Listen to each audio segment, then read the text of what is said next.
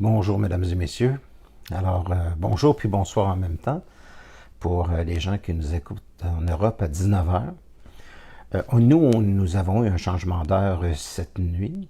Donc, le décalage, je ne sais pas s'il est resté à 6 heures. En tout cas, un grand bonjour pour tout le monde du Québec. Alors, c'est un grand plaisir. Je vais pouvoir répondre à vos questions. C'est ça l'avantage. Je vais prendre mon temps de lire vos questions. Ben ici, la nouveauté au Québec, c'est qu'on a manqué d'électricité. Il y a une tempête de vent assez terrible, d'une rare intensité, avec un réseau électrique qui manque d'effectifs. Alors, ça fait qu'il y a encore, je pense, environ 400 000 personnes qui n'ont pas de courant électrique au moment où on se parle. Alors, ça a monté jusqu'à 1 million 100 000 à peu près. C'est quand même, je pense, un sixième du Québec a manqué de courant électrique. Et il y en a encore beaucoup. Alors ça, c'est... Qu'est-ce que vous voulez? Je peux jamais penser du mal de qui que ce soit, ou d'aucun pays, d'aucune province, sans provoquer une catastrophe. C'est dans ma nature. Je peux rien. Alors, c'est curieux, mais c'est vrai. J'ai toujours dit que on a des pouvoirs, mesdames et messieurs, on en a. Alors, on est ici également pour les développer, pour apprendre, pas juste pour démolir à peu près toute la civilisation. Ça peut arriver. Des fois, une civilisation peut avoir besoin d'un changement. Mais en fait, ma fonction consiste surtout à créer dans le bonheur, avec des outils de facilité. On n'a pas l'habitude d'entendre ce genre de langage-là, comme si l'effort était seulement le roi et maître. Alors, non. Alors, si vous avez des questions d'ordre métaphysique, c'est à vous, cher public de Facebook. On est en direct. Ça va être un immense plaisir. On est en direct maintenant. Ça va être un immense plaisir de répondre à vos questions. Quand je vais prendre mes grosses lunettes, là, ça va être le temps de voir. Je laisse un petit peu les gens arriver. On est déjà rendu à 24. Est-ce que le son est bon? Ça, c'est ma première question. Je pense que oui, mais je vais être vraiment sûr. Est-ce que le son est bon? Tant de réactions pour des réponses. Prendre mes grosses lunettes. Est-ce que le son est bon? Je pense que oui. Bonjour, salam. Bonjour. C'est un grand plaisir. Est-ce que le son est bon? Faire juste un thumbs up ou quelque chose, juste me dire. Je pense que oui, parce que je fais toujours des tests avant. Est-ce que... Bonjour, bonjour. Lynn, Julie, Annick, ma priorité, ma santé, Mamiata, Mamiata. C'est pas confondre avec ce qu'on pense. Emmanuel, photographe, Diana, Betty, c'est un grand plaisir. Alain, Claude, Denise, Jérémy, Normand Lapointe, Monsieur Roy, je ne vais pas dire votre prénom n'importe comment, c'est Yoshua. Je ne sais pas si c'est comme ça que ça se prononce. Yoshua, je ne suis pas sûr que ça se prononce comme ça. Bonjour. Alors, Baptiste, bonjour. Valérie, Chantal, Julie, Nicolas, Sébastien, c'est un grand plaisir. David. Alors, j'ai pas de thème en particulier. C'est vous qui allez décider du thème. Salut Nathalie. Salut Nathalie. J'espère que ça va bien pour toi, pour ta greffe que tu as subie. Et tu me donnes des nouvelles. Hein. Tu me téléphones. Pas pendant la diffusion, mais après, tu peux me téléphoner. Moi, j'ai mon téléphone juste à côté. Si ça sonne, je vais l'arrêter, c'est tout. Un peu comme Joshua, mais avec un i. OK. Joshua. Mais à quelle place que je mets le i? C'est ça qu'elle... Alors, Polaris. Oh, il y en a qui se sont trouvés de très beaux noms. Hein. Très bien, OK, je suis content parce que je pense beaucoup à toi. On a fait une chaîne d'union, hein. T'as envoyé un petit peu d'énergie, tu sais qu'on pense à toi. Excusez-moi si ça bouge. OK, alors maintenant, ce serait peut-être le temps de vos questions. Lancez-moi quelque part dans les questions d'ordre métaphysique. Euh, Coucou tout le monde, merci d'être là. On est déjà rendu à 25. Euh, José.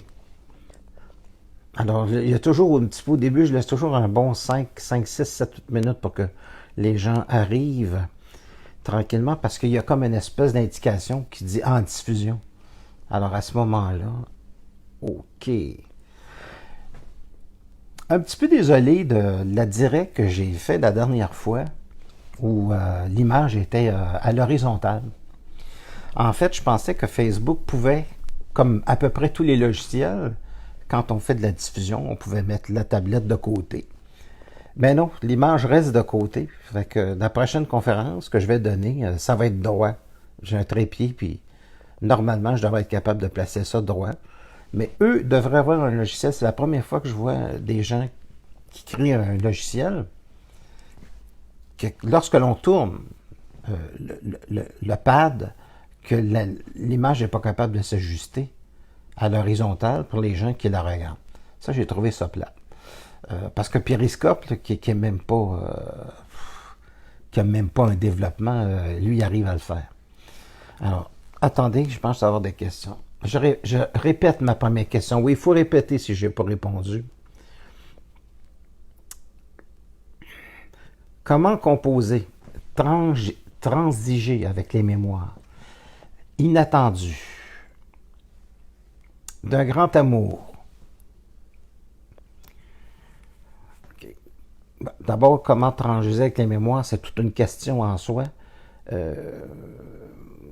D'un grand amour qui vient d'une autre vie, ouais, ça c'est quelque chose, ça, là, qui émerge à notre conscience, alors que cet être humain n'a pas conscience et n'est pas éveillé. Bon. La mémoire de l'âme ne rend pas l'homme et la femme libres. La mémoire de l'âme, elle est problématique parce qu'elle est émotive et elle n'est pas émotive toujours pour les bonnes raisons. C'est-à-dire que les émotions ne sont pas... ce ne sont pas que des emmerdes. Les émotions, ça nous permet d'admirer un beau spectacle, d'admirer de la musique. Si l'âme n'avait pas sa sensibilité, on ne serait pas capable. Il n'y aurait pas de saveur dans la vie. C'est comme quelqu'un qui ferait un repas puis ça goûte rien. Donc, avoir des émotions dans l'âme, c'est essentiel. Sinon, la vie, elle vaut quasiment plus la peine d'être vécue. Bon. C'est les émotions négatives. Les émotions négatives viennent de la mémoire de l'âme 1, puis viennent des entités astrales 2. Les entités astrales, c'est des mémoires qui appartiennent aux mémoires akashiques de l'humanité, mais l'entité astrale, c'est des interférences électriques, dites d'une manière très simple, qui vont influencer la manière de penser chez un être humain, d'une manière qui n'est pas libre.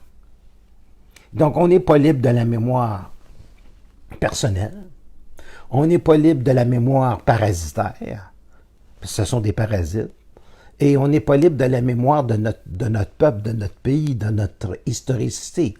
On a une vibration électrochimique dans notre ADN, et la mémoire de l'ADN ne rend pas l'homme libre. On a la mémoire akashique et la mémoire de l'astrologie. Donc, ça fait beaucoup de mémoire. Et nous, on est aux prises avec ça, puis tout le monde aussi. Donc, se libérer de la mémoire n'est pas quelque chose de simple, mais c'est quelque chose de possible, de toutes ces mémoires-là. Et c'est quelque chose de pratiquer une écoute de soi, pas juste s'écouter dans la tête, mais des indications, par exemple, est-ce que vous avez la vie qui va dans le sens de vos idées? Est-ce que vous vous respectez? Est-ce que vous faites ce que vous aimez? C'est ça les vraies questions. Est-ce que vous arrivez à vivre au cours de la journée une certaine sérénité? Est-ce que vous êtes capable d'arrêter de penser une demi-heure par jour? Est-ce que si vous êtes capable de faire ça, c'est bon signe. La majorité des gens sont pas capables d'arriver à faire ça. Même rêver, c'est penser beaucoup. Sauf que ce ne sont pas nos pensées, parce qu'il y a des rêves qui appartiennent à la mémoire akashique. Et les mémoires akashiques, ça peut être des apparitions de personnages dans nos rêves, mais c'est un endroit où on n'a aucune espèce de liberté. Donc, c'est la démonstration des forces entitaires, des forces qui sont occultées par notre intelligence,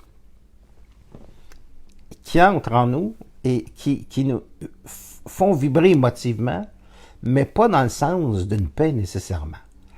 Alors, l'être humain doit arriver à être totalement libre de cette mémoire-là, parce qu'à partir de ce moment-là, il est capable d'orienter sa vie réellement dans le sens de ce qu'il désire. Tout ce qui concerne l'amour, par exemple, avoir la mémoire d'un amour qu'on a déjà vécu, c'est de ne pas être libre. Un coup de foudre, ça c'est une question qu'on m'a posée la semaine passée que je n'ai pas répondu. Qu'est-ce qu'un coup de foudre? C'est un manque de centricité. On devrait être capable de vibrer à la beauté de quelqu'un, mais pas d'être dérangé, au sens où ça devient trop puissant. T'sais, vous êtes avec quelqu'un, vous allez dans un restaurant, il y a quelqu'un qui entre, qui vous met tout à l'envers. Puis votre compagne ou votre compagnon s'en rend compte que vous regardez l'autre personne. C'est un manque de force. En même temps, il y a des gens qui vont dire, oui, c'est humain d'admirer la beauté. C'est humain d'admirer la beauté. Mais c'est pas humain de manquer totalement sa centricité. Puis penser à quelqu'un continuellement quand on ne connaît rien de sa vie. Est-ce que ça va ensemble? Est-ce qu'on peut aller avec cette personne-là? On dit au Québec, est-ce que ça va fitter? Est-ce qu'il va y avoir un agencement qui fait qu'on va être bien avec cette personne-là? C'est très peu probable. Donc, un coup de foudre, c'est très loin d'un idéal. Un coup de foudre, que ce soit physique, que ce soit à n'importe quel niveau, on peut souffrir d'un coup de foudre. Puis la problématique, c'est quand on souffre, on n'est pas libre. Donc, on doit être capable d'admirer la beauté de quelqu'un, puis d'être capable de voir immédiatement si c'est intelligent ou si ça ne l'est pas. Il faut être capable de faire cette différence-là. Donc, pour la personne qui m'a posé cette question sur le coup de foudre, c'est une très belle question métaphysique, parce qu'il n'y a pas grand monde qui échappe au coup de foudre. Hein, tu vas quelque part, tu vois une belle personne, bon. La problématique de ça, c'est qu'il n'y a pas de liberté. Donc, c'est bien d'admirer la beauté, c'est bien qu'une peinture soit extraordinaire, mais pas qu'elle vous fait perdre l'équilibre. Il y a des gens qui peuvent regarder des peintures puis perdre l'équilibre, parce qu'ils sont comme sidérés devant quelque chose de fantastique. Alors, c'est pour ça que personnellement, j'aime mieux la nature. Parce que la beauté de la nature, elle est moins violente. C'est tout. Vous allez me dire, about the expectation, pourquoi chez un être humain c'est beaucoup plus violent? Parce qu'il y a du désir. Un coup de foudre, ça vient toujours avec un désir sexuel. Et ça, croyez-moi, mesdames et messieurs, c'est très possédé. Donc, pourquoi? Parce que ça ne veut pas dire, on s'entend, c'est comme gagner à la loterie. Ça peut fonctionner, ça peut ne pas fonctionner. Moi, j'aime mieux quand une personne est dans son calme, puis qu'elle rencontre quelqu'un qui sait très très bien, puis tout va bien. On est au-delà du coup de foudre, parce que dans le coup de foudre, il n'y a pas de contrôle de l'intelligence sur la situation. Dans le coup de foudre, il n'y a pas de contrôle de l'intelligence sur la situation. Alors que admirer la beauté, il y a un contrôle de l'intelligence sur la situation, c'est-à-dire que ça ne risque pas de faire souffrir. C'est ça qui est important. Donc, c'est toujours être en contrôle de l'expérience. Parce que si vous n'êtes pas en contrôle de l'expérience dans votre vie, que ce soit un niveau à un autre, vous allez souffrir du manque de contrôle de l'expérience. D'accord? Je pense que c'est assez clair. Je vais aller voir pour les autres questions, mais pas avant pour avoir pris une délicieuse gorgée de café. Et placer mes grosses lunettes.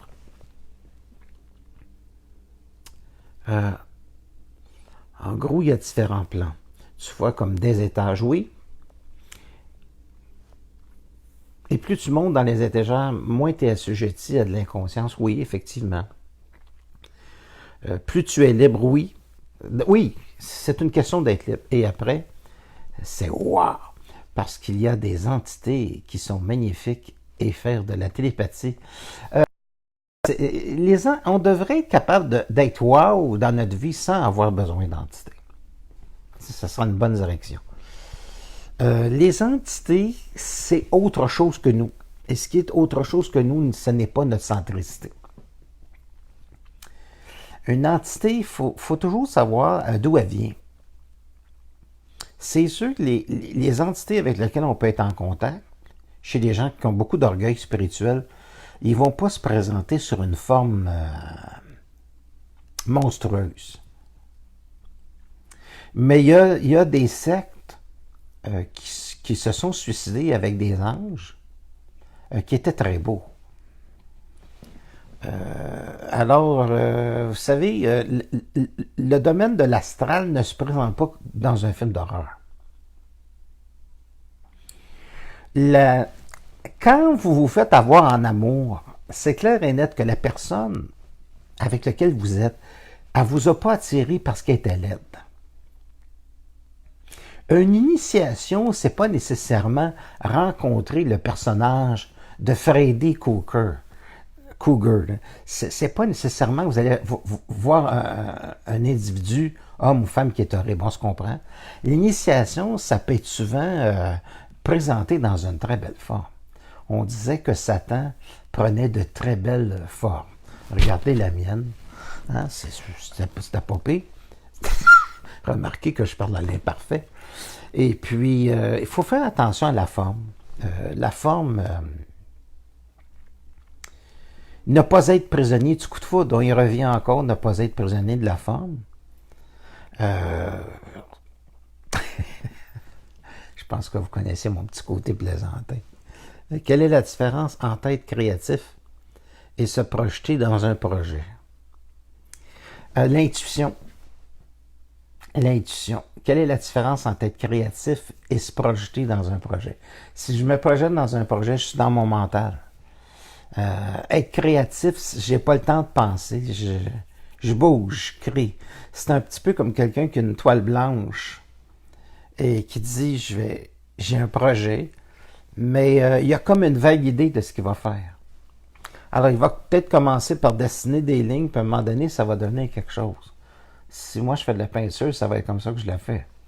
Quand je pars avec ma caméra, si je vais dans la nature, c'est clair et net que, OK, ça va être des photographies de nature, on se comprend. Mais dans la nature, il peut y avoir des animaux. Alors, on n'est pas dans les plantes, on n'est pas nécessairement les arbres. Ça peut être se transformer aux animaux. À un moment donné, ça peut être strictement du paysage. Donc, il y a une intention, c'est de faire quelque chose dans la nature. Je vais bien relire la question pour être bien sûr que je l'ai bien compris, cette question, bien comprise. Les bouleversements extérieurs actuels, comme ces fameuses coupures de courant, sont-ils un reflet de changement affiché plus? Intérieur. Oui. Oui. Oui. Moi, je ne me rappelle pas dans les années 60, 70 qu'il y avait... il y a eu une fois, au tout début des années 70, ce qu'on a appelé la tempête du siècle. Je pense que c'était 3 tempêtes successives, puis on s'était ramassé avec une quantité de neige absolument phénoménale. Mais c'était une fois. Bon.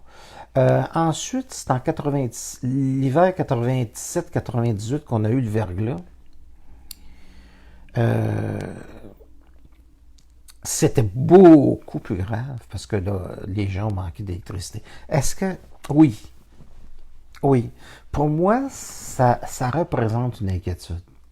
C'est-à-dire, c'est une projection de l'inquiétude dans la civilisation. Ça peut certainement démontrer ou refléter une angoisse. Alors évidemment, pour quelqu'un qui travaille dans le domaine scientifique, ça ne tiendra pas le coup. Mais ces gens-là fonctionnent à un niveau qui est une étude qui est différente. D'accord? C'est une étude, eux autres. Moi, je crois ce que je vois, puis que le poteau, il tombe. Bon, c'est correct, ça. De voir les choses dans cette manière-là, moi, je trouve que c'est correct. Je ne balaye pas la science, d'accord? Je dis simplement que la science est incomplète. Alors, est-ce que l'être humain a le pouvoir d'agir sur les événements? Oui. C'est à la fois collectif, c'est à la fois personnel. Est-ce que les tensions dans le monde peuvent provoquer tout ce qu'on vit? Oui. Oui. Oui. Euh, il n'y avait jamais, dans les années 70, dans les années 60, et même pas dans les années 80, il n'y avait pas de gens qui entraient dans un endroit puis qui commençaient à tirer sur le monde. Comme on a vu en France, comme on a vu aux États-Unis, à Las Vegas, je pense. Puis le Bataclan, tout ça. On ne peut pas arriver à s'imaginer, comme c'est arrivé également, je ne sais pas si c'est à Toulouse, là, le fameux camion qui a écrasé des gens. On ne pouvait pas arriver à imaginer des monstruosités comme ça. On se demande à qui ça sert. C'est vrai qu'on peut se demander à qui ça sert politiquement. Je n'ai pas l'impression nécessairement que c'est ce qu'on pense. Je pense que c'est un petit peu organisé. Bon, en fait, bref, dans l'ensemble, ça représente une tension collective, qui est une manifestation métaphysique. Alors, s'il y a des gens qui font ça en croyant en Dieu, j'ai des grands doutes que des gens qui croient en leur religion, en Dieu, en leur puissent arriver à faire des choses comme ça. Je vois pas tellement là la fanatisation. C'est un processus qui est un manque d'intelligence. Que ce soit dans n'importe quel domaine. On peut travailler dans un bureau puis devenir fanatique de son papier puis de son... La fanatisation. La fanatisation, c'est un manque de force intérieure. Et les gens ont besoin de croire pour donner un sens à leur vie. Est-ce que c'est croire en Dieu ou est-ce que c'est du déséquilibre? Puis il y a toute une sorte de manipulation là-dedans. Alors, ça, c'est l'aspect politique. L'aspect métaphysique, c'est, oui, les tensions qui sont vécues dans le monde provoquent cette époque-là. C'est une époque. Les années 60, c'était une époque. Les années 70, c'était à peu près la même époque. L'époque a changé. Donc, les tensions sont beaucoup plus élevées et ça manifeste dans le monde des monstruosités qui ne devraient pas être là. C'est, à mon avis, une manifestation des forces astrales contre l'homme, contre l'être humain. Parce que le but, c'est de diviser l'être humain et de créer chez lui de la tristesse, une très grande peine, une très grande souffrance, et tout ce qui est fait depuis à peu près une vingtaine d'années, la détérioration sociale, depuis le début des années 80. Moi, j'ai commencé à ressentir ça au début des années 80. J'ai vu une détérioration du tissu social qui amène à de la tristesse, à de la pauvreté. Et tout ce qui devait être facile devient de plus en plus compliqué. Et l'Internet amène également une complication des communications. Les fameuses mises à jour là, qu'on doit faire à peu près toutes les 5 minutes, là, puis réétudier, puis changer des modèles, comme chez l'iPhone, tout ça. Je trouve que c'est rendu un peu fou. Un peu fou. Et cher.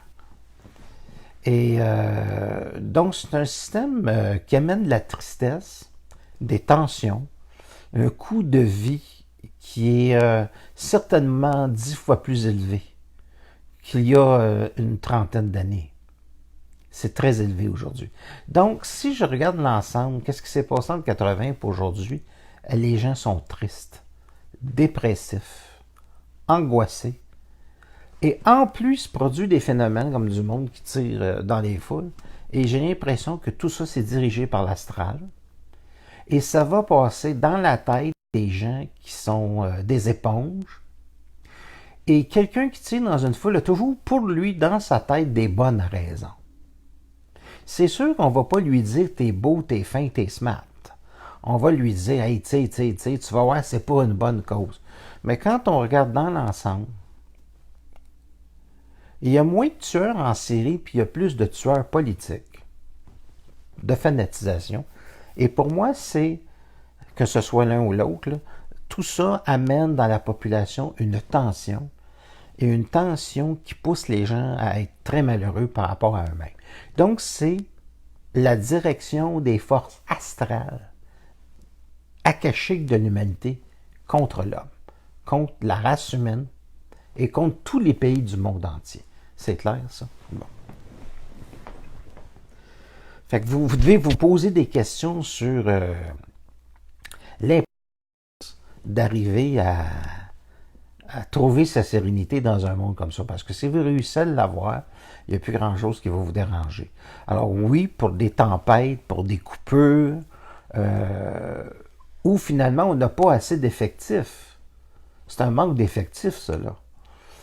Pourquoi qu'on a diminué les effectifs d'Hydro-Québec qui fait qu'on est encore en panne? Bon. Alors, tout ça, ça contribue à créer une tension. Ça veut dire que la moindre chose qui va se produire cet hiver, on va avoir des problèmes. OK, il y a eu une grosse tempête de vent, mais il y en a eu quelques-unes dans le passé aussi. Ça ne flanque pas un réseau électrique qui a été refait en 1998. C'est bizarre, hein? Le moindrement que ça souffle, tout casse. C'est quoi? C'est des fusibles, c'est des branches d'arbres, mais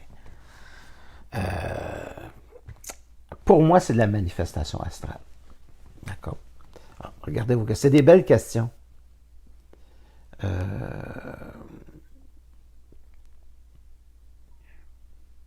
Alors, j'espère avoir bien répondu. Quelle est la différence entre être créatif?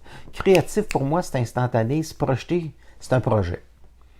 Un projet, ça peut être créatif aussi, mais c'est pas aussi intuitif. Ça va être réfléchi, pensé, ce qui est très bon aussi. C'est très bon aussi.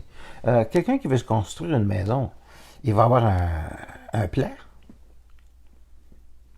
Donc, le fait de créer le plan, c'est beaucoup de créativité.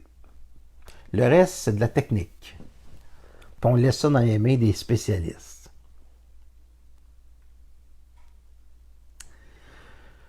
Là, je comprends pas. Jolicoin, moi, je suis au nord, côté Villeneuve-l'Archevêque. Je ne sais même pas si c'est au Québec. Villeneuve-l'Archevêque. C'est-tu un autre rue à Montréal? OK. Je pense que c'est des gens qui se parlaient plutôt entre eux. C'est correct. Est-ce qu'avec de l'expérience de la vie et l'avancée de la science, vous avez changé d'opinion sur certains sujets? Non. La science dirige très bien. J'ai pas de problème avec la science.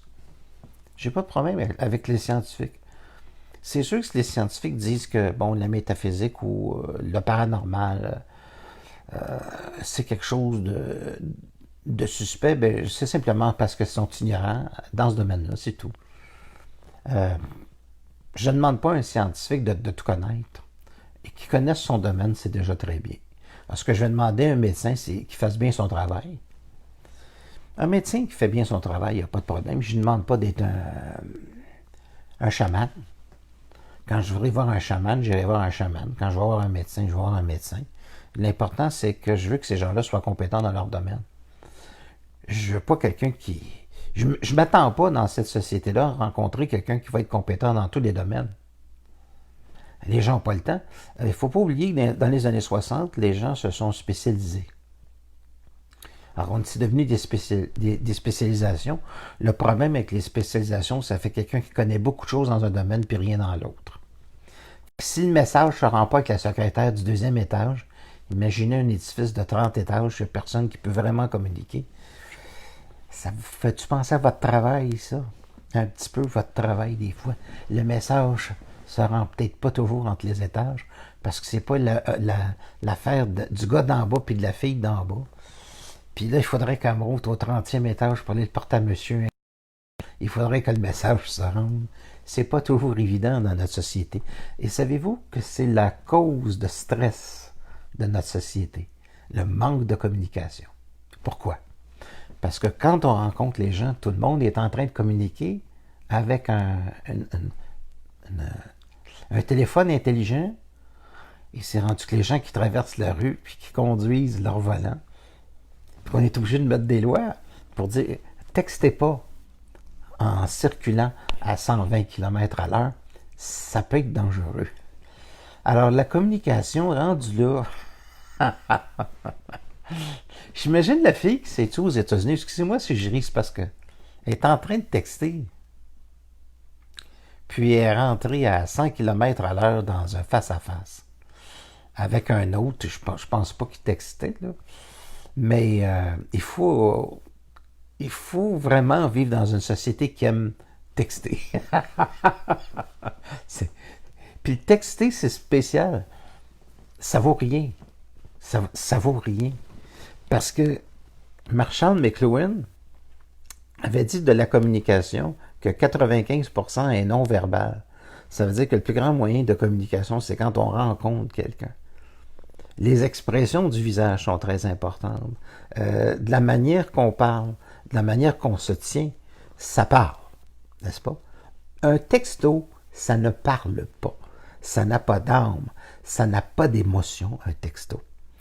Le texto, c'est bon pour des ingénieurs. Les textos, c'est bon pour dire oui ou non, je te donne un rendez-vous. À telle heure, à telle place. Pour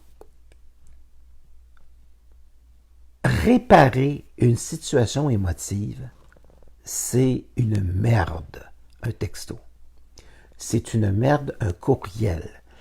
Les gens ne peuvent pas saisir la profondeur de ce que là, de ce qu'on est en train de dire, et même, pire encore, ils peuvent l'interpréter. Parce que l'être humain n'aime pas les zones vides. Et un texto, c'est une horreur. De zone vide, on ne sait pas quand quelqu'un dit bonjour, il veut dire quoi par bonjour? Je suis sorti, je suis allé à telle place, je me suis blessé. Jusqu'où? Bon. Il y avait un peu de sang. Bon. Là, ça commence à devenir grosse cette histoire-là, puis finalement, c'est non, je me suis pogné juste le doigt dans une porte. Et non, il n'y a eu rien. C'est quand on rencontre la personne, mais tu lis ces choses-là, et le cerveau, lui, il veut remplir. Alors, autrement dit, pour moi, le texto, c'est full astral. Ça laisse place à une coloration personnelle, et c'est un outil de communication qui est horrible, comme le courriel, parce que c'est fait pour les affaires. C'est fait pour dire oui ou non, on place tant d'argent dans telle compagnie, on fait telle chose, mais pour expliquer des situations émotives, c'est une horreur. Alors, chez les jeunes qui communiquent beaucoup avec des textos, je vous dirai pas quoi faire. Faites juste écouter ce que je dis, puis vous ferez vos conclusions avec le temps. On est à 38, wow. Je regarde les questions. Je suis obligé de baisser comme ça parce que les questions sont en bas. Ils courent vers le milieu de l'écran. Alors moi, la science, je trouve ça extraordinaire, mais lorsqu'on a sorti la télévision, tout le monde a arrêté d'aller au cinéma pendant un certain temps. Les cabarets, ça a été la fin des cabarets en Amérique. Et les gens, ils ont été obligés de fermer les cabarets. Il n'y en avait plus beaucoup.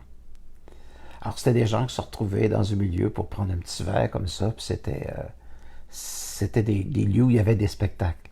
Et quand la télévision est arrivée, ça a pris environ 5 ans pour tuer les cabarets. Donc, les gens ne se retrouvaient plus entre eux. Le danger maintenant, je dirais, c'est quand les gens se retrouvent dans les terrasses, avec leur téléphone cellulaire qui sonne, où les gens commencent à texter. Donc, la science, c'est quelque chose d'extraordinaire. Mais l'être humain est quelque chose d'astralisable. C'est-à-dire, on dit au Québec, l'être humain est quelque chose de foqué. Il faut y aller délicatement avec l'être humain. C'est quelque chose de facilement perturbable. On est des êtres extrêmement sensibles. La communication, c'est ce qui est le plus important. Il faut savoir quoi dire, comment le dire, dans la tonalité du dire.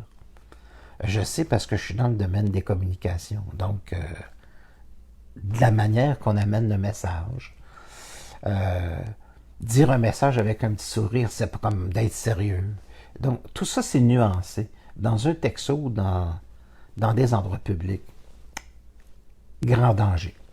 Grand danger pour la coloration, parce que le cerveau humain n'est pas encore habitué à recevoir juste des lignes avec des lettres, puis en faire un bilan dans l'ensemble de ce que la personne veut dire. C'est, autrement dit, astralisable, colorable. Et tout ce qui est colorable, c'est une prison.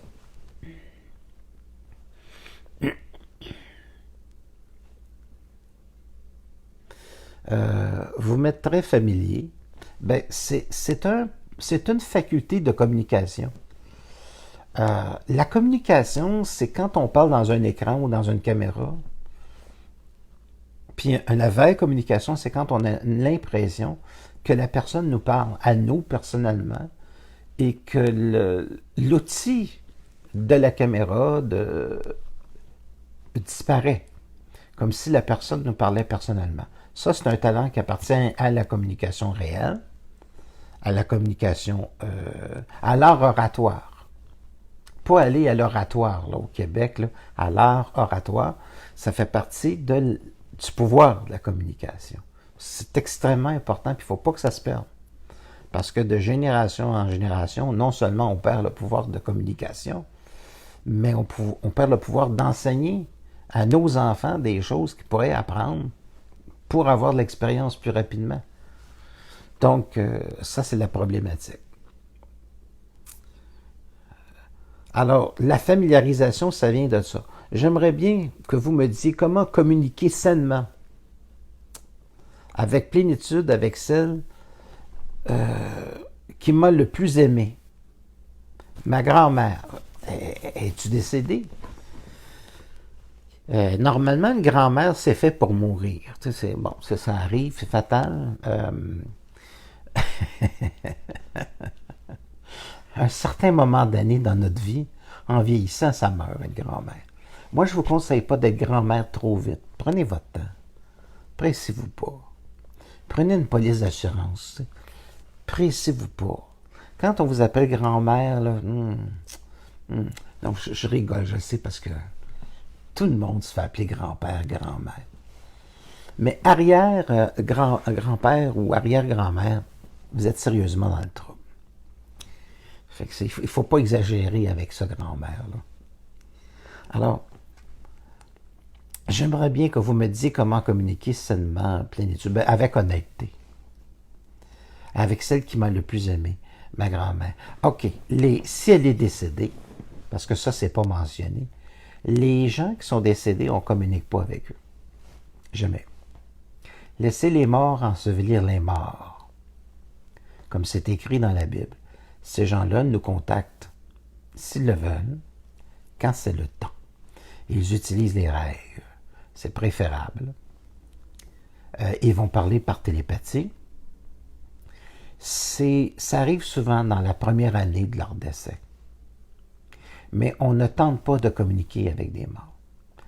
Parce que c'est un monde où une entité pourrait se substituer à votre grand-mère et vous faire passer un méchant quart d'heure en vous donnant des informations qui n'est pas nécessairement qui vient d'elle ou de lui. Donc, il faut faire attention. Le monde de la mort est un monde, il faut connaître. Comme l'engineering, ceux qui vont construire des maisons, c'est des grands spécialistes. Ceux qui vont construire des locomotives, c'est des grands spécialistes. Des spécialistes. Ceux qui vont construire des avions, c'est des spécialistes. Quand on commence à s'intéresser à l'occulte, le monde de la mort, ce n'est pas un livre. Là. Il faut lire au moins une centaine de livres. Il faut être spécialisé pour savoir qu'est-ce qui est emmerdant et qu'est-ce qui ne l'est pas. Il y a des interférences dans le monde de la mort lorsque l'on dort la nuit, puis on se lève tout croche. On dort mal. Puis là, on se demande si c'est qu'on a fait un rêve de fou dans une drôle de maison, puis on avait des impressions. Ça peut être psychologique. Votre inconscient qui est en train de vous parler. Mais les psychiatres, et je pense à Jung, expliquer l'inconscient, c'est quelque chose d'extraordinairement difficile. Parce qu'au moment où la psychiatrie l'inconscient, elle n'a pas connu une connaissance globale de l'homme. Il n'a pas créé une connaissance globale de l'homme. Parler de l'inconscient, c'est extrêmement facile. Mais inconscient, ça veut dire quoi?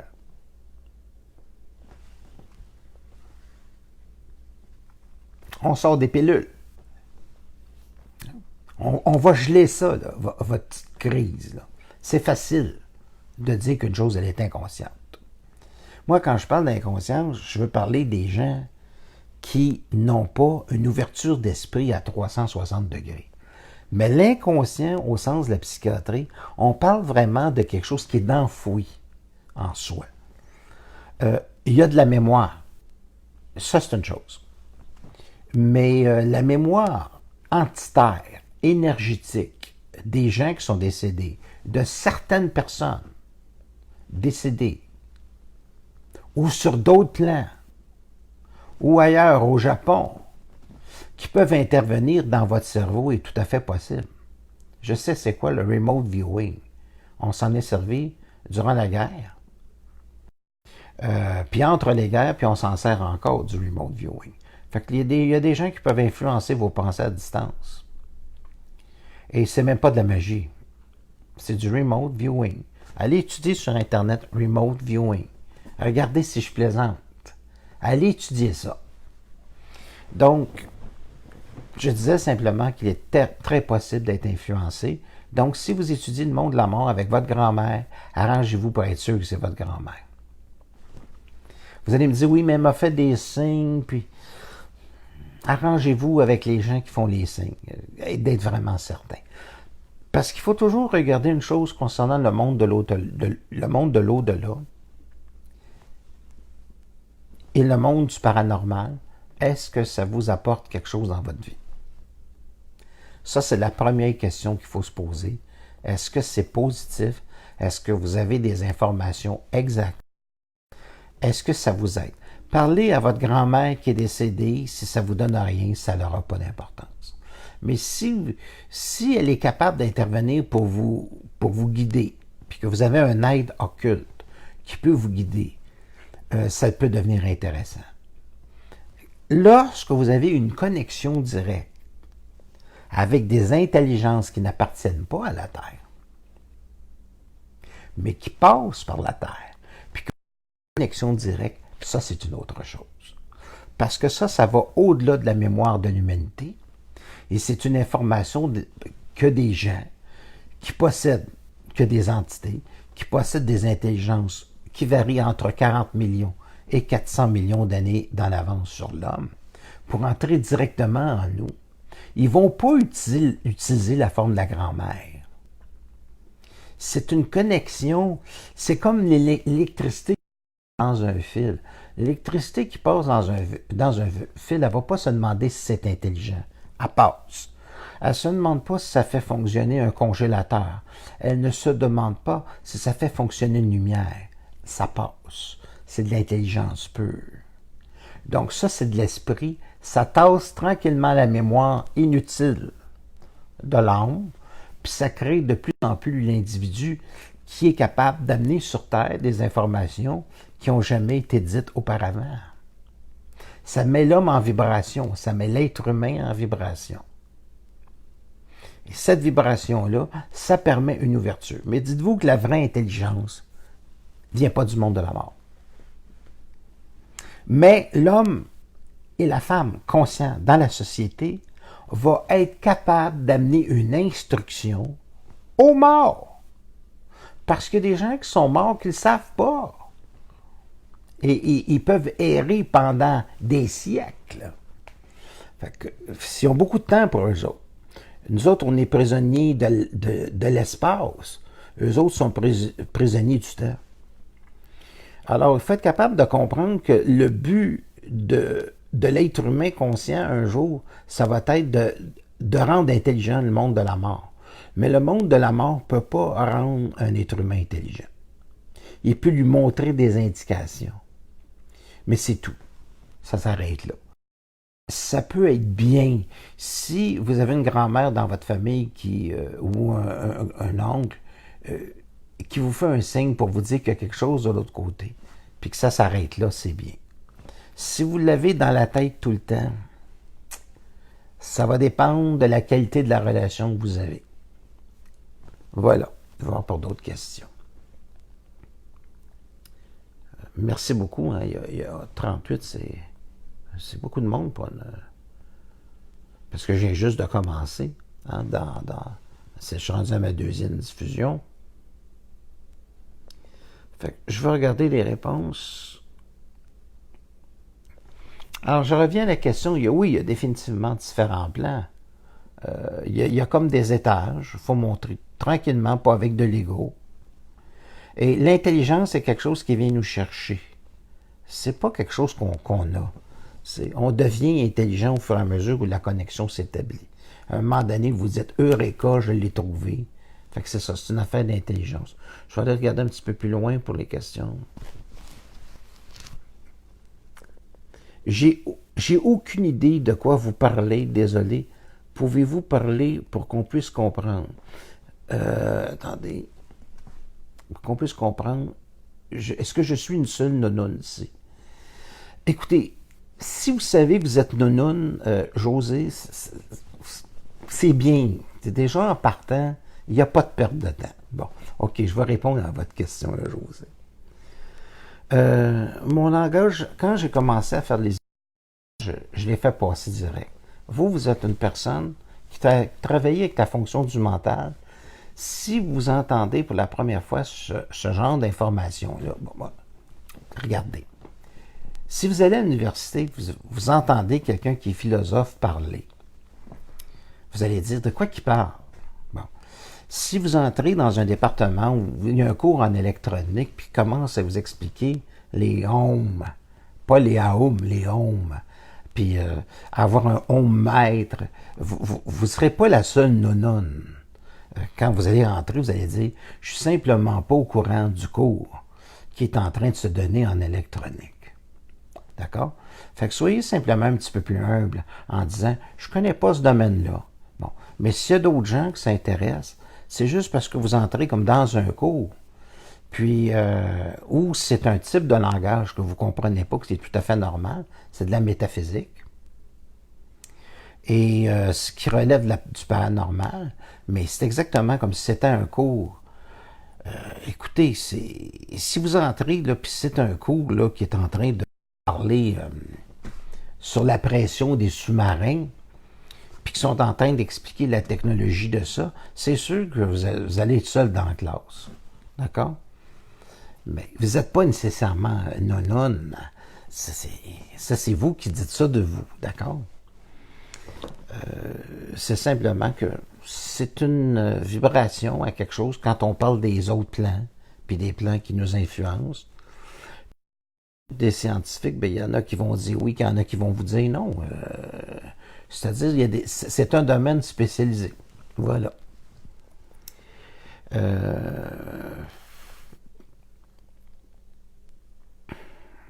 OK. Ce qu'on appelle la prophétie. Bonsoir Normand. Pouvez-vous nous expliquer ce qu'on appelle la prophétie autoréalisatrice par rapport au danger de la voyance? Je ne connais pas c'est quoi la prophétie autoréalisatrice. La prophétie autoréalisatrice. Vous voulez dire d'une sorte d'intuition qui serait fausse? Il faudrait me définir ça, Jeff. Par rapport au danger de la voyance. Quand quelqu'un vous dit quelque chose, il faut toujours être libre. La voyance, c'est une capacité d'élargissement d'une sensibilité, d'une conscience. C'est une connexion pour d'autres. Pour d'autres, ça peut être juste l'interprétation des cartes du tarot. Pour avoir accès à des informations qui sont dans le futur, puis conseiller les gens par rapport à ce futur-là. D'accord? C'est ça. Moi, je l'utilise à tous les jours pour moi. C'est-à-dire, j'ai un feeling. Quand quelqu'un me dit quelque chose, j'ai un feeling. Admettons que j'ai un type qui me dit, on a un contrat, là, on voudrait réparer telle et telle chose. Je vais avoir tout de suite un feeling. Si la chose a du sens ou si elle n'a pas, je vais... Les gens sont toujours bons vendeurs. J'ai pas de problème avec ça. Mais je vais être capable d'avoir un feeling. Je vais être capable de ressentir. Donc, en partant, ça, c'est une télépathie. La deuxième chose qui se rajoute par-dessus la télépathie, est-ce que la réparation ou la chose qui va être faite sur ma voiture, par exemple, est-ce que c'est quelque chose qui va être bien fait? Moi, je me rappelle, je suis allé dans un garage, il avait monté la voiture sur un jack. J'ai écouté le garager, j'ai dit, descendez ça, c'était rendu à 2000. J'ai dit, j'ai écouté mon feeling. J'ai juste changé de garage. Puis on était rendu à 250 $. Bon, ben des situations comme ça, là, j'en ai vécu des milliers. OK? J'en vis à tous les jours, en petit, moyen, puis en gros. Fait que j'écoute toujours mon feeling. J'écoute ma voyance, j'utilise ça pour le monde, puis le monde fait ce qu'ils veulent avec ça. D'accord?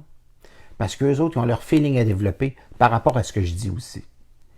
Donc, si quelqu'un veut avoir une idée, une opinion, moi, je peux vous garantir que quelqu'un qui fréquente une personne puis qui n'est pas sûr, puis qui m'envoie une photographie de lui, moi, être capable, dans une consultation, de dire combien de temps que ça va durer, les minutes, les heures, puis les secondes. D'accord? Fait que ça, je mets ça à disposition du monde. Il y a des gens qui m'ont téléphoné hier. Une personne, hier soir, concernant de faire des placements d'argent. J'ai parlé pendant 1 heure de temps. Et puis, j'ai demandé maintenant à votre mère, que je ne connais pas du tout, je n'ai pas la photo. Est-ce qu'elle va dans ce sens-là? Il m'a dit oui. Bon, ben j'ai dit, écoutez votre mère, puis écoutez, moi, faites-en ce que vous voulez. Comprenez-vous? Mais si vous faites le geste, c'est pas nécessairement une bonne chose, puis vous risquez de perdre de l'argent. Ça, c'est ma job. D'accord? C'est pour ça qu'on m'appelle pour la voyance. Ça me fait plaisir. Maintenant, il faut comprendre une chose. Une personne qui nous noune, je ne la rendrai pas plus intelligente. OK? Voilà. Fait qu'il faut, on a... Je ne suis pas là pour changer le monde. Je suis là pour amener...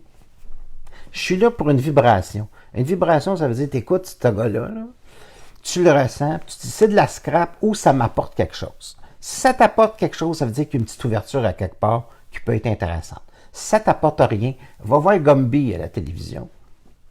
Va voir les Simpsons. Il y a beaucoup de choses à la télé. Il y a beaucoup de films. Friday the 13th, Annabelle. Ça va vous distraire. Vous ne serez pas non à rire dans ça. Bon. Fait que ça, c'est juste ça. On transforme toujours le paranormal, soit que c'est du charlatanisme, ou alors ça fait peur. Mais c'est jamais intelligent, comprenez-vous? Pour certains. Puis ça devient un moment donné... Bonsoir Normand. En tout cas, nous autres, c'est extraordinaire comment est-ce que ça nous sert dans notre vie, puis comment est-ce que moi, dans l'expérience de ma vie de tous les jours, que je peux faire des économies. Je jette souvent des trucs, puis ça tombe en rabais cette journée-là. Mais je ne l'ai pas lu. Je me rends juste dans le magasin cette journée-là. Vous savez, c'est continuellement comme ça. Fait que ce que j'enseigne aux gens, c'est quoi faire pour en arriver au bon moment à la bonne place. Puis aussi avec leur santé. On fait de l'auto-hypnose pour atteindre une sérénité, puis on fait des exercices pour faire en sorte que cette sérénité-là aide la santé. Ça ne veut pas dire que je condamne les médecins. C'est utiliser l'auto-hypnose pour arriver à faire le maximum de ce que le cerveau humain peut faire pour la santé. C'est ça que ça veut dire. Est-ce que ça touche l'espace et le temps? Les événements? Bien, si notre cerveau y agit au-delà de l'espace et le temps sur des événements, ben oui, ça va fonctionner au-delà de l'espace et sur les événements. Maintenant, quand les gens restent à mes ateliers, c'est parce que ça donne des résultats. Fait que vous demanderez à des gens qui viennent à mes ateliers. Moi, c'est toujours basé sur est-ce que ça donne des résultats. Voilà.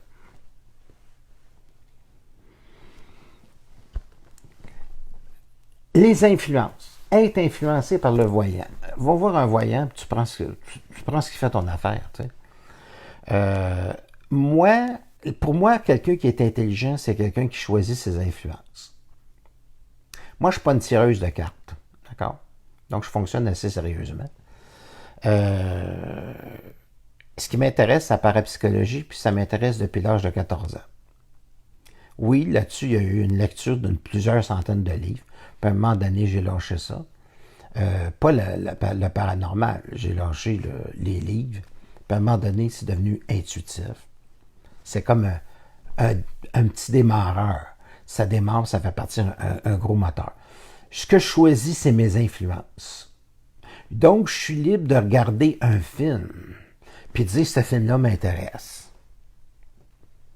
Parce que je peux vous dire que regarder la série Game of Thrones, ça se peut-tu que ce soit démoralisant? Tu sais, on peut se tanner, à un moment donné, de voir des gens qui se font décapiter. Est-ce que ça m'influence? Fait que là, c'est à moi de dire, c'est-tu intelligent que je regarde des gens que la tête à part de même? Tu sais, ça fait 20 ans, là, c'est la grosse mode, là, avec le sang qui revole, Spartacus, tout ce que vous voulez. Moi, je suis libre de choisir mes influences. Fait que si un voyant dit quelque chose, puis que ça vous met en vibration, ça pourrait peut-être être intelligent, plus qu'une tête qui revole. Comprenez-vous? Alors, lequel des deux qui est le plus dangereux? Le voyant qui essaye de vous aider ou de regarder Spartacus ou Game of Thrones? Je ne suis pas un divertissement, monsieur. Je fais travailler les gens, quelque chose de rare. Je comprends qu'il y a peut-être plusieurs personnes qui n'ont pas l'habitude de rencontrer un savant. Qu'est-ce que vous voulez que je vous dise? J'ai lu dans un paquet de domaines, tout m'intéresse. Y compris même la mécanique auto. Tout m'intéresse. Et quand j'ai commencé, je m'intéressais à l'astrophysique. Donc, il y a plusieurs domaines qui m'intéressent. Maintenant, comment se fait-il que ces gens-là, qui sont tous docteurs, me fréquentent? Bien, c'est parce qu'on a des conversations intéressantes. Alors, la voyance, qu'est-ce que vous voulez que je vous dise? Quand je vous dis qu'il y a eu le Psychotronic Warfare aux États-Unis et le Remote Viewing, monsieur, tout ce que vous avez à aller faire concernant, bien, allez sur le web, puis allez voir si ce que je dis, c'est vrai. C'est tout. Puis combien de millions qui ont été mis là-dedans? Y a-t-il déjà eu des policiers qui m'ont approché, par exemple, pour trouver des gens qui étaient perdus, etc.? Y a-t-il des familles qui sont venues me voir? Ouais. C'est toutes les petites questions qu'il faut se poser, monsieur.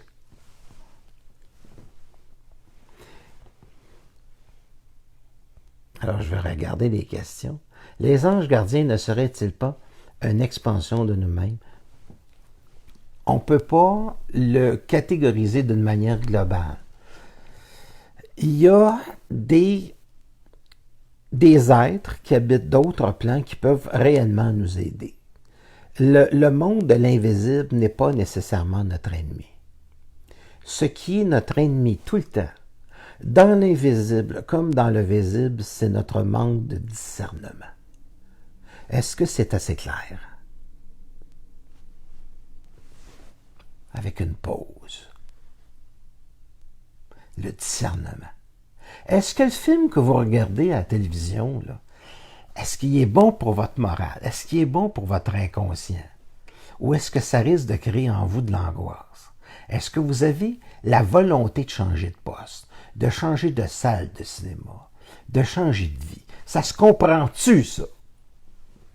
C'est-tu simple, ça? À la fille qui se disait nounoune, là, quand tu es avec quelqu'un et que ça ne fonctionne pas, t'es-tu obligé de rester avec? Ou si tu peux dire, ouais, ça fonctionne pas, on n'a pas assez de points en commun, je me sens nononne, puis avec quelqu'un qui pourrait me donner confiance en moi, peut-être que je me sentirais pas nononne. Alors, c'est les questions qu'il faut se poser. Est-ce que vous êtes entouré des bonnes personnes? Est-ce qu'on vous appuie? Est-ce que vous avez le support de ces gens-là? Difficulté. Ou quand vous vous posez des questions. À ce moment-là, vous choisissez vos influences comme on choisit nos chums, n'est-ce pas? S'il y a des chums autour de vous qui, à chaque fois que vous les voyez dans le temps des fêtes, votre famille, qui connaissent votre mémoire par cœur, si c'est toujours pour vous dire des choses un peu décevantes, ben, il arrive un moment donné que tu peux dire à ta mère Noël, là, puis le jour de l'an, c'est terminé. Oublie-moi, je ne suis plus là. Il arrive un temps où ça peut être ça, la famille. Parce que la famille connaît notre mémoire. Ils savent comment frapper. Alors, il y a des familles que ce n'est pas le cas. Il y a des familles où la mère est heureuse, le père est heureux, la grand-mère, même morte, est heureuse. Et puis, on peut ressentir de l'amour. Fait que c'est relatif, tout est une question de discernement. Et le discernement, c'est le fruit de l'intelligence. Ça vous fait pas trop peur, ça, là, quand j'approche la caméra? On est encore le 1er, le 2, le 3 novembre. Hein? On est encore un petit peu côté de l'Halloween.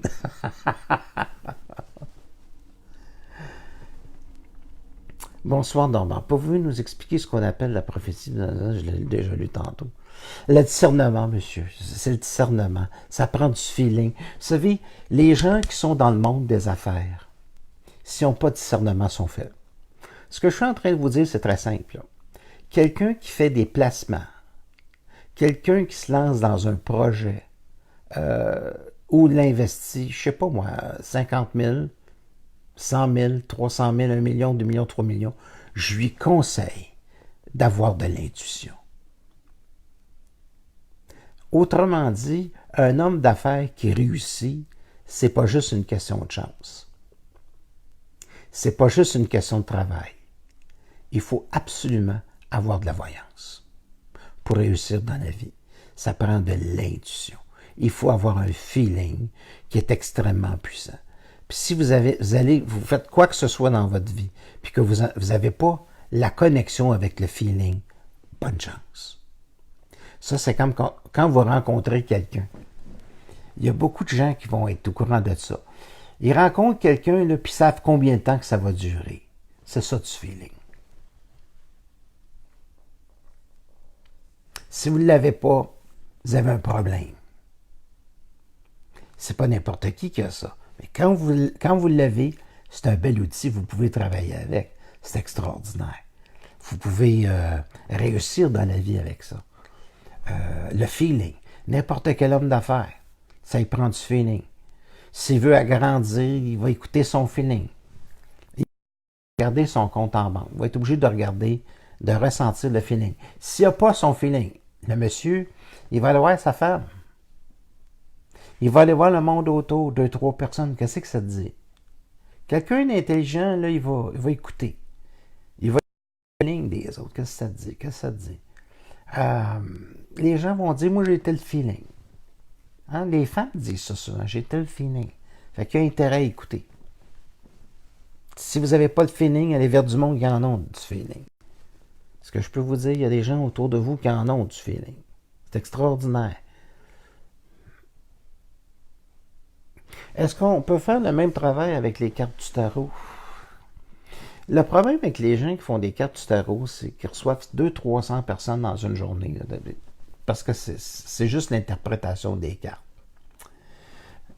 Si la demoiselle elle demande, ou peu importe, est-ce que je vais avoir est-ce que je vais avoir quelqu'un dans ma vie?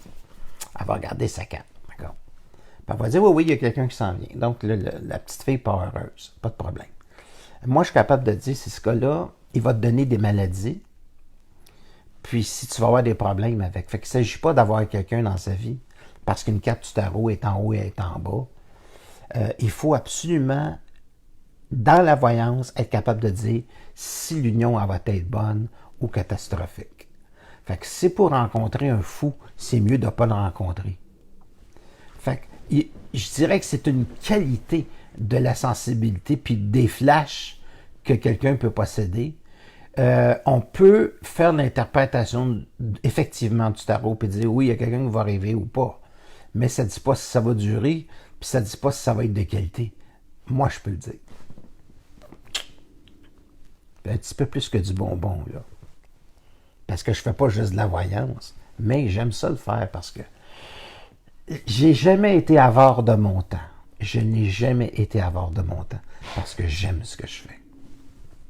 Puis si je peux aider quelqu'un, ça me fait plaisir. Savez-vous pourquoi? Je me sens utile. Je trouve ça extraordinaire. C'est fantastique de se sentir utile, d'aider les gens. Il y a beaucoup de charlatans. Oui, mais monsieur, il y a beaucoup de charlatans. Parce qu'il y a beaucoup de gens qui n'ont pas de discernement. Donc, quels seraient vos conseils pour quelqu'un qui cherche à rencontrer quelqu'un comme vous puis qui est fier? Ben, monsieur, il va falloir écouter votre discernement. En ce moment, vous êtes obligé, même par rapport à ce que je vous dis, de regarder le discernement. J'ai jamais demandé aux gens de me croire. Je dis toujours aux gens, regardez, écoutez, puis si ça vous dit quelque chose dans 2 ans, tant mieux. C'est pour ça que j'ai fait 100 émissions que j'ai placées sur YouTube. Nous arrivons à une période d'individualisation où on ne doit plus croire, mais savoir. Puis savoir, ça veut dire que l'énergie cosmique, elle doit passer par l'être humain directement. Fait que même si mentalement, on est nounoun, ou on se pense être la seule nounoun, il y a toujours la possibilité d'être extrêmement intelligent par la connexion psychique. Parce que c'est une connexion qui est directe, puis même si mentalement, on ne peut pas faire de bonne synthèse, on peut avoir, à travers l'énergie, un feeling. Puis ce feeling-là, il contient l'information. Fait qu'à ce moment-là, quand vous rencontrez quelqu'un, il y a un temps. Si t'es bien, il y a beaucoup de choses qui nous indiquent. Si t'es bien, il y a des chances que tu rencontres quelqu'un de pas mal fantastique. Si tu te sens mal et que tu as besoin de quelqu'un, c'est peut-être pas le temps de rencontrer quelqu'un. Parce que comme j'ai déjà dit, si quelqu'un te rend heureux, il possède le pouvoir de te rendre très malheureux. Fait qu'il faut que tu sois la cause de ton propre bonheur. Puis l'autre, il faut que ce soit la cerise sur Sunday. Si l'autre, c'est la garniture, puis c'est la cerise sur Sunday, si c'est le gâteau, t'es mieux d'être à diète. Fait que le charlatan, il y a des gens qui sont là qui s'en vont voir des organisations. Là, je parle beaucoup de voyance ce soir, puis j'aime pas le sujet qui me passionne le plus. Parce que, oui, il y en a beaucoup que c'est des charlatans. Ça m'écoeure. Il y a des espèces de bureaux avec 70 personnes, puis les gens travaillent au téléphone, puis ça commence le matin, ça finit le soir. Je sais pas comment est-ce qu'ils font pour pas être vidés. Moi, à partir du moment où je me sens vidé, j'arrête ça. Parce qu'il faut que ça m'amuse. Il faut que je me sente bien. Il faut que je me sente en forme. Pour tous ceux qui travaillent dans le domaine thérapeutique, ça peut être la massothérapie, ça peut être le Reiki, n'importe quoi. Vous n'avez pas remarqué dans vos domaines, peu importe, il y a un temps où tu atteins une fatigue. Ça peut être à peu près n'importe quel travail. Il y a un temps où tu fais une fatigue. Fait que je ne crois pas qu'une personne qui reçoit 20 clients par jour, que ce soit dans n'importe quel domaine, peut être en forme quand elle arrive vers ses derniers clients. Alors, si tu fais de la massothérapie, je suis sûr que la massothérapie, ça va être excellent le matin. L'après-midi, ça va être pas pire. Le soir, là, si la personne a travaillé toute la journée, ça va prendre quelqu'un de très exceptionnel pour donner continuellement un rendement. Donc, il faut comprendre, on peut être fatigué. Puis ceux qui travaillent ici, c'est pire. Vous êtes devant un ordinateur. Okay. Combien de temps vous pouvez être devant un ordinateur, surtout s'il y a un bug, avant que vous commencez à vous sentir vampirisé totalement par le problème? Fait qu'il arrive un temps, il faut dire, au diable le problème, je reprendrai ça plus tard. Fait qu'il faut toujours faire attention dans n'importe quel domaine de notre vie de ne pas être épuisé. C'est tout. Puis quelqu'un qui voit plusieurs personnes dans une journée, tu vas rencontrer quelqu'un, mais ça va être Jack l'Éventreur. Elle ne le dit pas nécessairement. Fait que c'est toutes ces choses-là. Des fois, quand on découvre à quel point on est bien seul, on ne veut pas rencontrer quelqu'un aussi. Ben, je suis bien d'accord avec ça. Ça peut être bien pendant 10 ans. Les deux sont intéressants. C'est sûr que c'est mieux de vivre avec soi-même. C'est très important de rencontrer quelqu'un avec lequel on se sent bien. Mais rencontrer quelqu'un, c'est rencontrer quelqu'un qui va changer. On change. L'autre change. Psychologiquement, physiquement. Alors le couple, tout est dans l'art de rester amis, sans ne rien rompre, puis arrêter d'accuser l'autre en disant « t'es juste ci, t'es ça, t'es ci, t'es ça ». Se regarder un petit peu. Se regarder honnêtement. Puis, je ne dis pas qu'on est toujours la cause de la brisure, mais on est toujours la cause de ce qui attire, parce que les attractions sont proportionnelles aux destinées. Autrement dit, l'énergie que l'on émane fait arriver l'événementiel. C'est clair, ça. Ça s'appelle de la métaphysique. D'accord? Admettons que vous voulez creuser un tout petit peu. Allez lire Edmond Husserl, là. La phénoménologie, hein?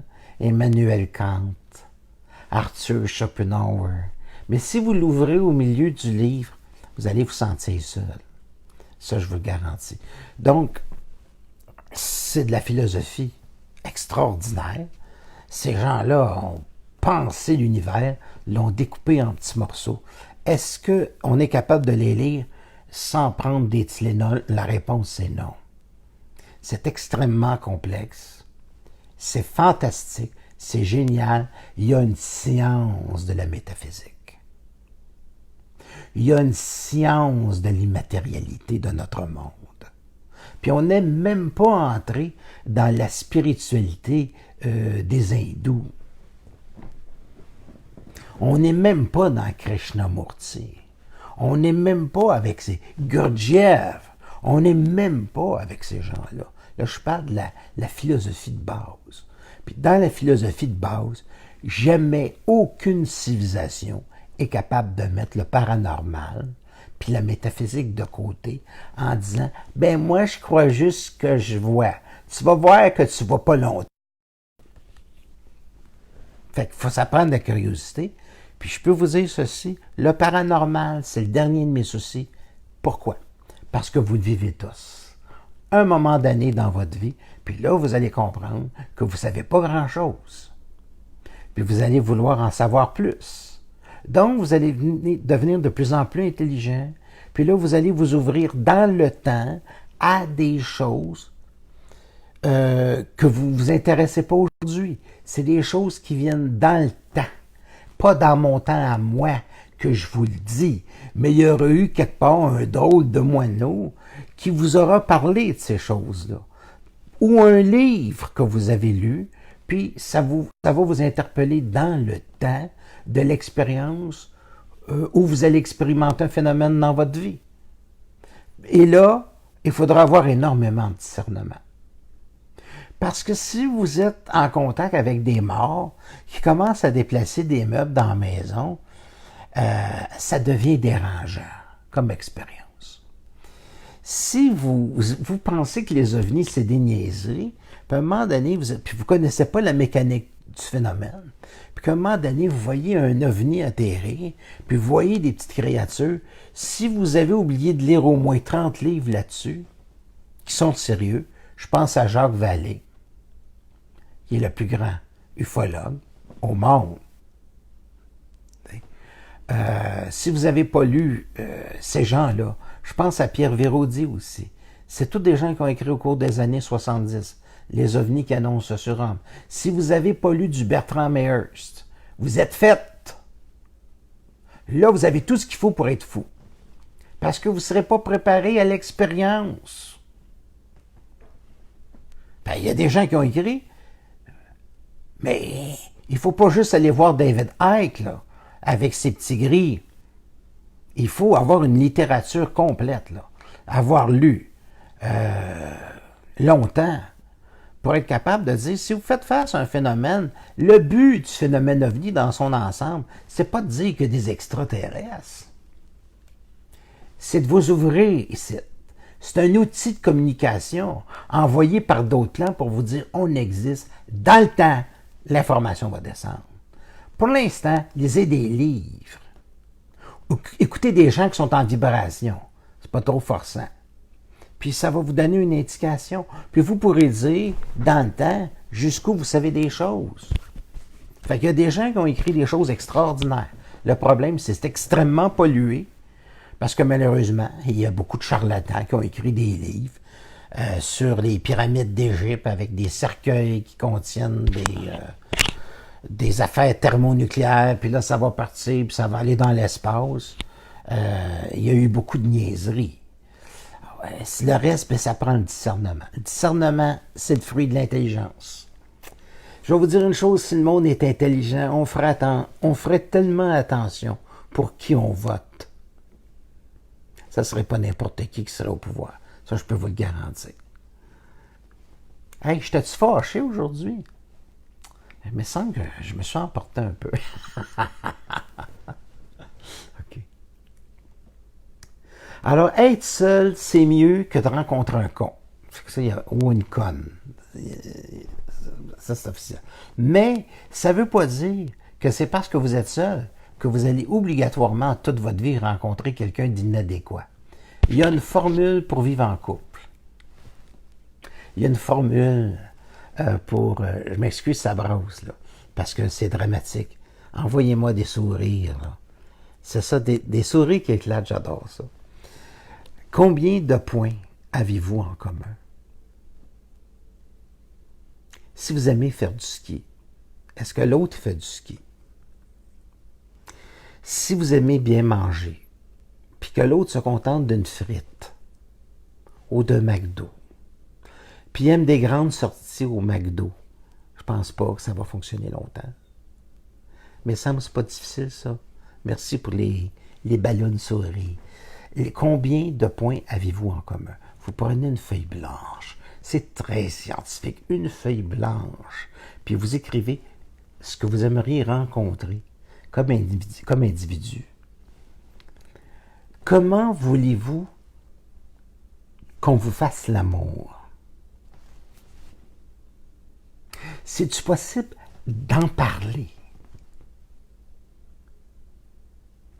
Si il se passe quelque chose au lit qui ne fait pas votre affaire et que vous ne le dites pas, ça se peut-tu qu'un jour, ça se transforme en bombe thermonucléaire, votre couple? C'est-tu possible de communiquer sexuellement et de dire « j'aime ça quand tu me fais ça comme ça ». C'est-tu intelligent? C'est-tu mieux qu'un hostie de texto, ça? Voyez-vous, c'est des choses qu'on ne peut pas écrire. Hein? Vous êtes silencieux, là. Envoyez-moi des cœurs, des ballons, n'importe quoi. Mais ça, c'est important. J'aimerais ça, avoir quelqu'un qui correspond à mes besoins. Quand vous l'avez, là, Vous lui expliquez vos besoins. Sinon, ça va prendre 25 ans. C'est-tu possible? Moi, là, c'est ça qui me fait jouir. Comme ça, comme ça, comme ça. C'est simple, ça.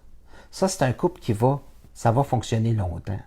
Mais si vous êtes complètement différent, puis que vous attendez qu'on vous découvre sur Internet, vous êtes mieux de fréquenter Jack l'Éventreur, ça va être moins pire. D'accord? Quelque chose du genre. Alors, c'est dans la conversation, c'est dans la communication, c'est dans les points en commun. Alors, c'est pas le fait d'avoir quelqu'un. Puis si vous ne l'avez pas, c'est mieux de rester seul. Hey, c'est silencieux, c'est-tu parce que j'ai parlé de sexe? Hey, hein? Pourquoi qu'on a besoin d'aller voir un psychiatre à deux, là? Un psychologue, pour dire on a une thérapie de couple, ben oui, communiquer. Communiquer. Le psychologue va être obligé de faire sa job, de faire sortir les points en commun de monsieur puis de madame. Ce qui vous intéresse, les passions que vous avez ensemble, si vous aimez la nature. C'est tellement simple, vivre à deux, là, que c'est la raison pourquoi il y a beaucoup de monde seul. C'est trop simple. Ça prend juste des points en commun. Ça prend juste des points en commun. Puis ensuite, si une personne avec laquelle vous avez des relations très intimes, puis que c'est pas bien fait, ça marchera pas. Je ne crois pas au compromis. Moi, je trouve que ça finit par devenir compromettant. Alors, mes chers amis, l'heure a passé vite. Aïe, aïe, c'est même 1h25. Hey, j'exagère, là. Ça a pas sens. Écoutez, ça a été un immense plaisir. Vous comprendrez que le fruit de l'intelligence, c'est le discernement. Fait que si vous avez une connexion intuitive qui est extrêmement puissante, puis que vous avez le discernement, je peux vraiment vous dire que vous avez de bonnes chances de rencontrer quelqu'un, puis de vivre des choses qui sont extraordinaires, parce que vous avez le pouvoir de faire arriver des choses au-delà de l'espace et du temps. Oubliez jamais ça. Les attractions sont proportionnelles aux destinées. C'est quelque chose de très fort.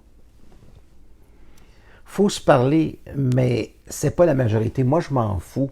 Je m'adresse pas à la majorité, je m'adresse à vous. Personnellement,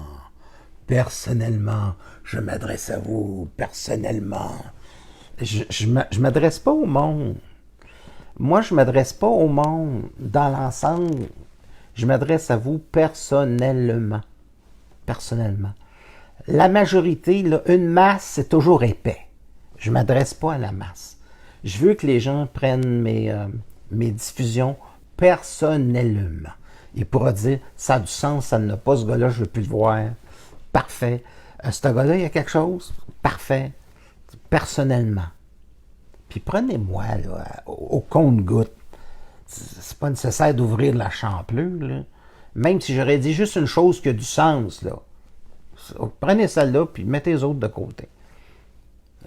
N'achetez pas l'eau du bain, le bébé avec l'eau du bain. Parce que j'aime pas ça, passer par le trou. Le trou du bain. Faut se parler. C'est pas la majorité, c'est ça. Les gens qui parlent ou aiment parler de leurs propres besoins. Ah, écoutez, parler avec son partenaire de ce qu'on aimerait vivre sexuellement en allant dans une shop où on vend toutes sortes de jouets. Ça, là, je vous dire des bonnes nuits en perspective. Là. Ça, c'est parler, là, ça fait jouir plus que des textos.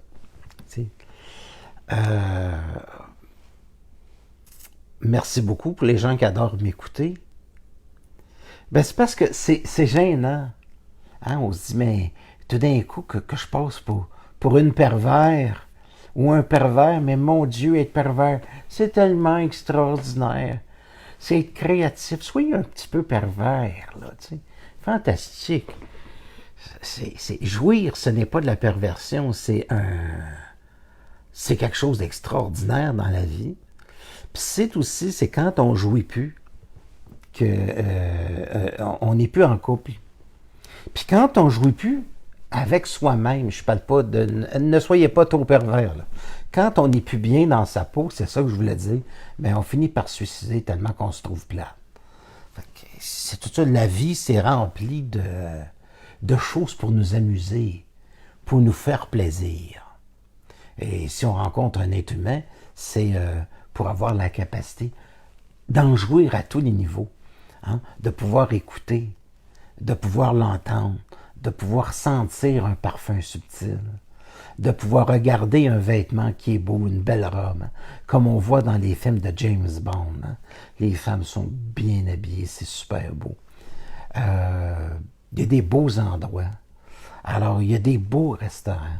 Nous autres, dans nos ateliers, vous ne le croirez pas, hein, on visite des endroits comme ça.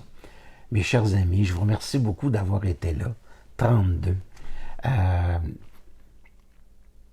Ben écoutez, le plaisir est pour moi. Je jouis oralement. Oralement. Vous êtes dans l'oralité, j'en ai parlé justement dernièrement avec un philosophe. Oralement. Écoutez, c'est très difficile de résister à un gâteau avec une garniture subtile. C'est tellement difficile. Et que c'est difficile. Avez-vous déjà essayé de résister à une tablette de chocolat? Un chocolat qui fond dans la bouche. Pas durant le temps de Pâques, là. Un vrai chocolat. Oh. Je vous remercie beaucoup. Ça fait un immense plaisir. Jouissez, mes amis. Amusez-vous. Vous ne le ferez jamais aussi jeune. Aujourd'hui, c'est la première journée du reste de votre vie. Profitez-en, mes amis. Merci pour tout le monde. Puis il y a la fille qui se sentait seule. Au revoir. Ciao, bye bye.